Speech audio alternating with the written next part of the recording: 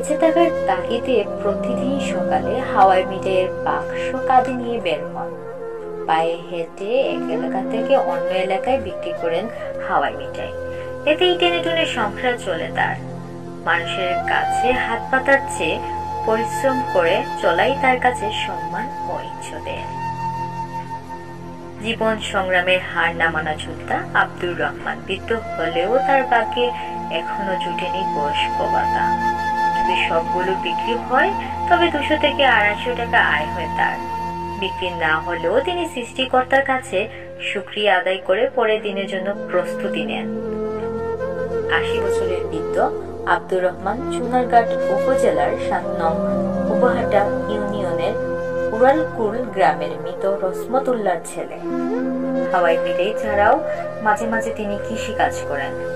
অসহায় অবয়স্ক আব্দুর রহমানকে সরকারি ভাতার ব্যবস্থা করে দিলে হয়তো তার জীবনযাপন অনেকটাই সহজ হবে।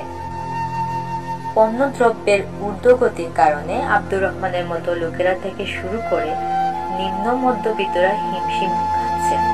হাওয়াই মিঠাই বিক্রেতা আব্দুর রহমান বলেন, আমার বয়স 80 বছর। আমার এক ছেলে সন্তান আছে। সে টমটম চালায়। তার আয়ে সংসার চলে না। তাই এই বয়সে গাঁও গ্রামে হাওয়াই মিঠাই বিক্রি করি। সরকারি ভাতার ব্যবস্থা করে দিলে হয়তো জীবনযাপন অনেকটাই সহজ হবে।